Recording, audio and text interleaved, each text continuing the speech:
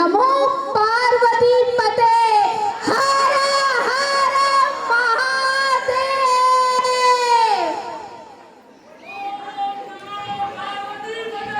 हर हर महादेव। प्रथम वर्ष उड़ान ग्रुप आपके लिए महाकाल के साथ आया था। द्वितीय वर्ष हम महाकाली के साथ आए। अब लंबे इंतजार के बाद हम आपके लिए इस वर्ष सती जी, इस संसार की सबसे सर्वप्रथम प्रेम कहानी, सर्वप्रथम प्रेम विवाह, शुद्ध प्रेम, जिसे शंकर भगवान महादेव जी और माता सती के रूप में जाना जाता है। इसमें सती की युगों युगों की तपस्या और हर जन्म में उनके मिलन के लिए हमने दर्शाया है, जिसमें माता सती, माता पार्वती और अर्धनारीश्वर को प्रस्तुत किया गया है। हम आशा करते हैं आपको हमारी प्रस्तुति पसंद आएगी। जय झूलेलाल।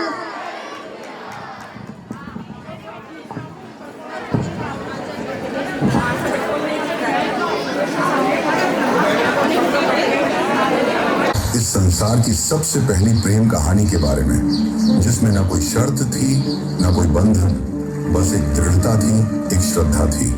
इस कहानी में रंग भी है और दुख का संग भी।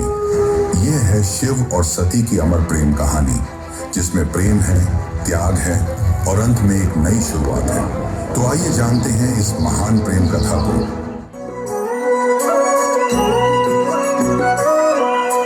पार्वती बोली शंकर से, पार्वती बोली शंकर से, सुनिए भोलेनाथ जी, रहना है हर एक जन्म में मुझे तुम्हारे साथ जी। वचन कीजिए ना छोड़ेंगे कभी हमारा हाथ जी। ओ भोलेनाथ जी, ओ शंभुनाथ जी, ओ भोलेनाथ जी, ओ शंकरनाथ जी, ओ भोलेनाथ जी, ओ शंभुनाथ जी, ओ भोलेनाथ जी, ओ शंकरनाथ जी। जैसे मस्तक पे चंदा है गंगा बसी जटाओं में, वैसे रखना है अविनाशी मुझे प्रेम की छाँव में।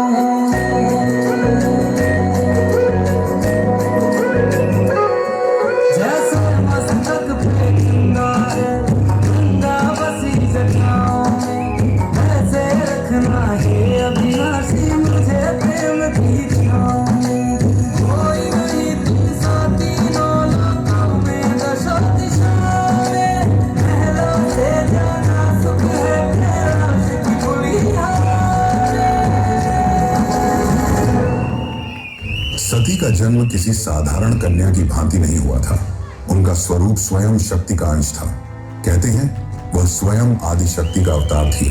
दक्ष को अपनी पुत्री पर गर्व था, लेकिन साथ ही उसके मन में एक अभिलाषा थी कि वह अपनी इस कन्या का विवाह किसी महान देवता, किसी वैभवशाली राजकुमार या किसी प्रतिष्ठित गृहस्थ से करेगा। उसे यह कल्पना भी नहीं थी कि उसकी पुत्री का हृदय वहां बन चुका है, जहां वैभव का कोई मोल नहीं।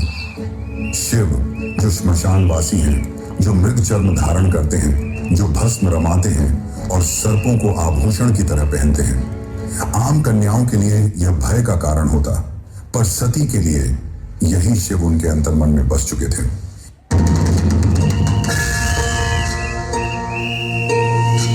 जगाओं से है जिनके जल प्रवाह, माते गंग का गले में जिनके सज रहा है हार विश्व जंग का। दमन दमन दमन डमरू कह रहा शिव शिवम, तरल प्रलय गगन पवन धरा धरा शिव शिवम, तरल पवन धरा धरा शिव शिवम।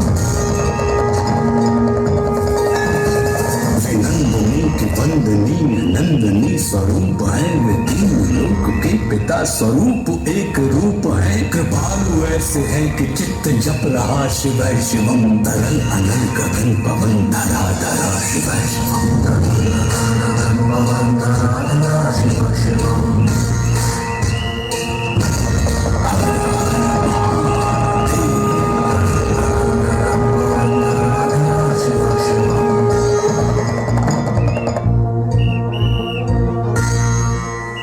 सती ने आरंभ की कठोर तपस्या। पर्वतों की गुफाओं में प्रचंड वायु और वर्षा के बीच सती ने भोजन तक त्याग दिया। उन्होंने पृथ्वी पर बैठकर खुले आकाश में बिना निद्रा के केवल शिव के ध्यान में लीन रहकर दिन, सप्ताह और महीनों का तप किया।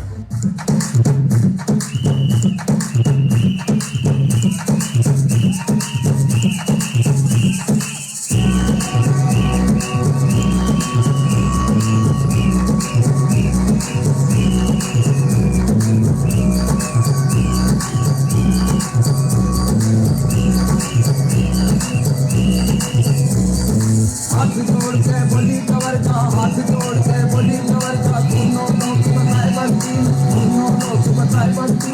आप देवी रामिनी जी, आप देवी रामिनी, हरि राम भजो जी, राम भजो जी, राम भजो जी, राम भजो जी। शिव का वंदन किया करो, हरि शिव का वंदन किया करो जी।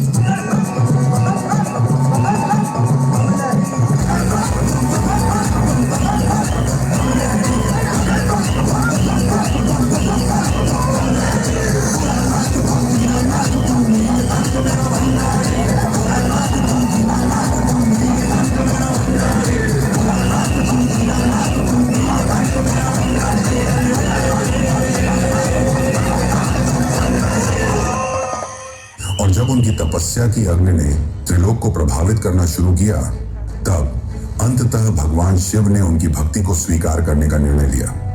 हे देवी, तुम्हारा प्रेम मुझे बाध्य करता है। आज मैं तुम्हें अर्धांगिनी के रूप में स्वीकार करता हूँ। इस वचन के साथ पूरे ब्रह्मांड में आनंद की लहर दौड़ गई। देवताओं ने पुष्प वर्षा की और फिर आया वह शुभ दिन जिसका साक्षी स्वयं ब्रह्मा, विष्णु और सारे लोग हुए। शिव और सती का दिव्य विवाह। शिव बारात लेकर स्वयं कैलाश से निकले, लेकिन इस भव्य विवाह में एक स्थान रिक्त रहा। सती के पिता दक्ष प्रजापति, वह नहीं आए। ना ही कोई संदेश भेजा, ना ही कोई आशीर्वाद।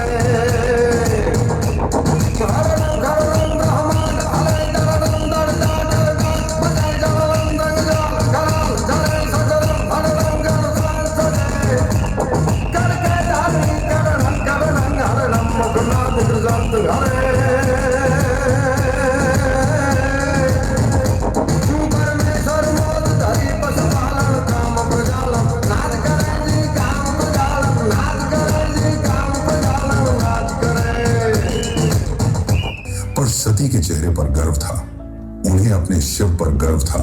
स्वयं ब्रह्मा ने मंत्रोच्चारण किया, विष्णु ने कन्यादान किया और समस्त लोगों ने इस मिलन का स्वागत किया। यह केवल दो आत्माओं का नहीं, सृष्टि के दो मूल तत्वों शिव और शक्ति का मिलन था।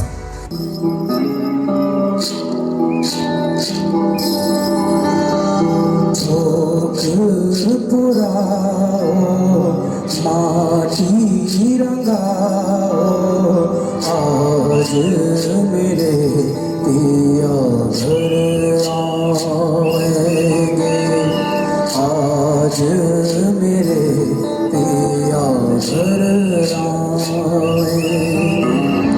खबर सुनाऊं जो खुशी है बताऊं जो आज मेरे पिया घर आएंगे, आज मेरे पिया घर आएंगे। यही सखी मंगल गौरी धरती अंबर सजाओरी, उतरेगी आज मेरे की सवारी। आरी कोई काजल गौरी मुहे काला टीका लगाओरी, उनकी छम से दिखूं मैं तो प्यारी। लक्ष्मी जीवारो नजर उतारो, आज मेरे पिया घर आएंगे, आज मेरे पिया घर आएंगे।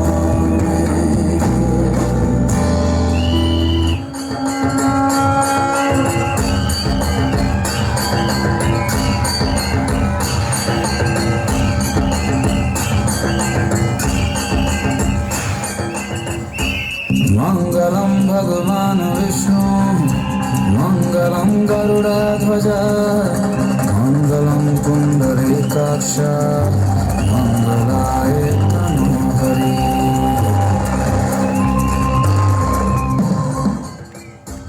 सती के शिव से विवाह को वह अभी तक स्वीकार नहीं कर पाया था। हर बार जब कोई शिव की महिमा का गुणगान करता, दक्ष की भौहें तन जाती। उसे लगता कि शिव ने उसकी पुत्री को अपनी योग्यता से नहीं, किसी छल से प्राप्त किया है। वह अपनी सत्ता, अपना रुतबा, अपनी श्रेष्ठता सिद्ध करना चाहता था और उसी घमंड ने उसे एक विशाल यज्ञ के आयोजन की प्रेरणा दी। जब यज्ञ की तैयारियां चल रही थीं, उसी समय सती ने इस आयोजन की बात सुनी। किसी ने उनसे कहा, माता, आपके पिता दक्ष ने एक महान यज्ञ का आयोजन किया है जिसमें सारे देव, ऋषि और ज्ञानी आमंत्रित हैं। वह तो आज पूरे ब्रह्मांड का ध्यान खींच रहा है। यह सुनकर सती का हृदय कांप उठा। उन्हें विश्वास नहीं हुआ कि उनके पिता इतना बड़ा आयोजन कर रहे हैं और उन्हें कोई सूचना नहीं मिली। कुछ समय तक वे चुप रहीं, शायद आशा में कि कोई दूत आएगा, कोई संदेश मिलेगा। लेकिन जब स्पष्ट हो गया कि शिव और उन्हें जानबूझकर न बुलाया गया है, तब उनके भीतर कुछ टूट सा गया। एक ओर पुत्री का धर्म उन्हें पिता के यज्ञ में खींच रहा था, तो दूसरी ओर पत्नी का धर्म उन्हें शिव की मर्यादा का ध्यान रखने को कह रहा था। प्रभु, मैं केवल एक पुत्री के रूप में वहां जाना चाहती हूँ। मैं पिता से बात करूंगी, शायद वह बदल जाए, शायद उनके मन का विष उतर जाए। शिव ने इस बार उन्होंने अनुमति दे दी। नहीं बात सती ने एक मानी, मायके जाने की जिद ठानी। नहीं बात सती ने एक मानी, मायके जाने की जिद ठानी। शिव ने कुछ गणों के साथ उन्हें, शिव ने कुछ गणों के साथ सती को पठाया। राजा दक्ष ने यज्ञ रचाया। शिव जी का करूं अपमान, ये मन में ठान बहुत हर्षाया। राजा दक्ष ने यज्ञ रचाया। सती ने पिता की ओर देखा, धीमे स्वर में कहा, पिताश्री, क्या आप नहीं चाहेंगे कि आपकी पुत्री भी इस पावन यज्ञ में सम्मिलित हो? दक्ष ने ठंडी हंसी के साथ उत्तर दिया, पुत्री, जिस दिन तूने उस नग्न भस्म रमाए श्मशान में विचरने वाले औघड़ को अपना पति चुना। उसी दिन तू मेरी पुत्री नहीं रही। दक्ष का स्वर ऊंचा हो रहा था और उसके शब्द जैसे शिव के लिए विष से भरे बाण हो। यह सुनकर सती की आत्मा कांप उठी थी। यह केवल अपमान नहीं था, यह शिव के उस स्वरूप का तिरस्कार था जो समस्त सृष्टि का आधार है। वह शरीर अब इस संसार के योग्य नहीं और वे सीधे यज्ञ कुंड की ओर बढ़ी। वहां उपस्थित देवता उन्हें रोकना चाहते थे, पर सती अब कोई नारी नहीं थी, वह साक्षात अग्नि बन चुकी थी। उन्होंने अपने नेत्र बंद किए, शिव का स्मरण किया और अग्नि में कूद गए।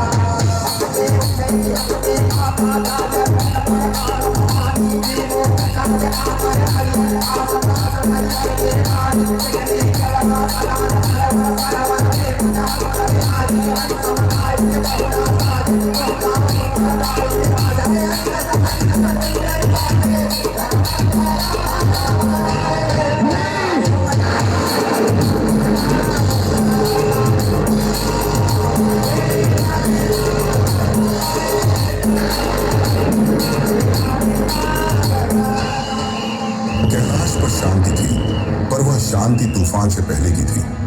जब भगवान शिव को यह ज्ञात हुआ कि उनकी अर्धांगिनी अग्नि में समर्पित हो गई, तो उनके हृदय में तूफान उमड़ पड़ा। आंखों में वेदना, मन में शून्यता और आत्मा में आग। ये वो शिव थे जिनका क्रोध ही प्रलय कहलाता है। शिव अपनी समाधि से उठे, उनकी जटाएं लहराईं, नेत्र रक्तिम हो उठे और सारा ब्रह्मांड कांप उठा। फिर अपने दोनों हाथों से अपनी जटाएं पकड़ी और उन्हें पृथ्वी पर पटक दिया। उसी क्षण पृथ्वी फटी और उस क्रोध की ज्वाला से प्रकट हुआ एक रूप, भयंकर, तेजस्वी और अजेय, वीरभद्र।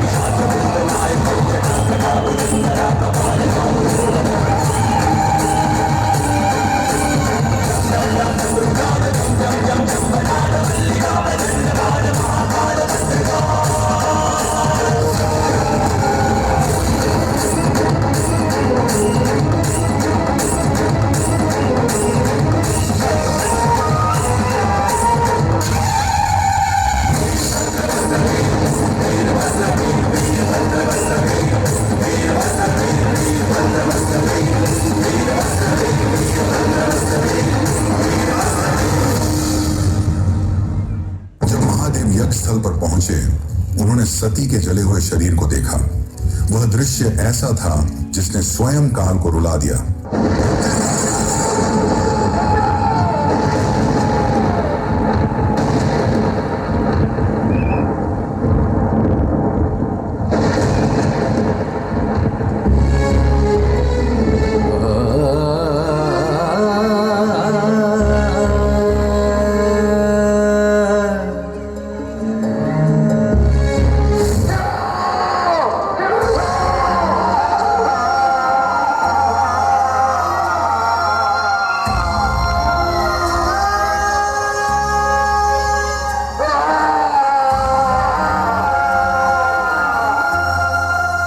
युगों की प्रतीक्षा के बाद हमारा मिलन हुआ था।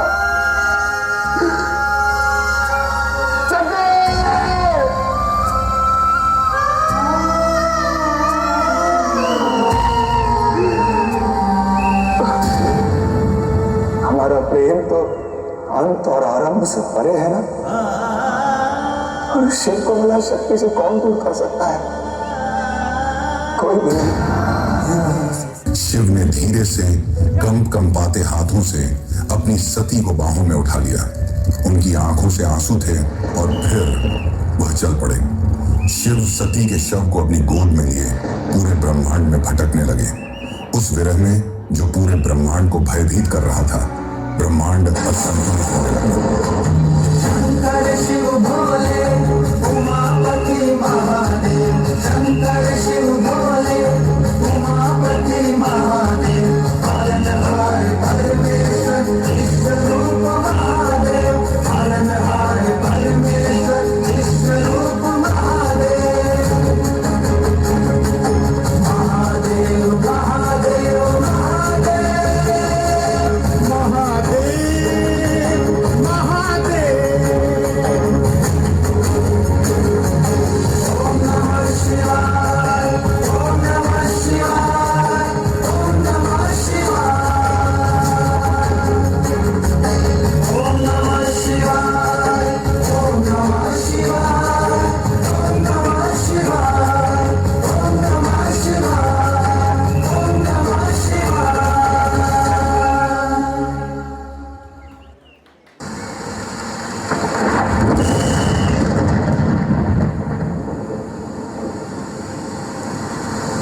यदि शिव यूं ही विलाप करते रहे तो सृष्टि का संतुलन टूट जाएगा, प्रलय आ जाएगा। तब सभी देवता भगवान विष्णु के पास पहुंचे और उनसे सृष्टि को बचाने की प्रार्थना की। तब विष्णु ने अपना सुदर्शन चक्र चलाया। जैसे ही सुदर्शन चक्र चला, उसने सती के शरीर को टुकड़ों में विभाजित कर दिया। शिव कुछ क्षणों के लिए रुके पर प्रतिरोध नहीं किया। यह सृष्टि के लिए आवश्यक था। जहां जहां सती के अंग गिरे वहां दिव्य ऊर्जा फैल गई। पृथ्वी के वे स्थान शक्ति से भर उठे और वहीं बने शक्तिपीठ। ये कोई सामान्य स्थल नहीं थे, ये उस अमर प्रेम की गवाही थे जो शिव और सती के बीच था। बस मौन और सती की स्मृति। काल की धारा आगे बढ़ती है, युग बदल जाते हैं, पर कुछ कहानियां समय की सीमाओं से परे होती हैं और सती की कथा उन्हीं में से एक है। वह प्रेम जो अग्नि में तपकर शुद्ध हुआ था, वह विरह जो तांडव बन गया था। उस अधूरी यात्रा को अब पूर्ण होना था, पर यह कहानी यहां समाप्त नहीं होती। प्रेम का सफर यहीं पर रुकने वाला नहीं था। जहां अग्नि ने प्रेम का रंग दिखाया था, वहीं से एक नई दास्तान का पैगाम आने वाला था। सती के बलिदान से जो प्रेम जला था, वही आग पार्वती के रूप में फिर फलने वाला था। यह अंत नहीं, यह शुरुआत है। शुरुआत है एक अमर, अनसुनी और अनोखी प्रेम कहानी की। यह शुरुआत है शिव और पार्वती की। यह शुरुआत है एक नए युग की। मैं ही शंकर, मैं ही पार्वती, मैं ही पुरुष, मैं ही स्त्री, मैं ही शिव, मैं ही शक्ति, मैं विनाशक, मैं प्रकृति। और ये मेरा रूप, अर्धनारी नटेश्वर।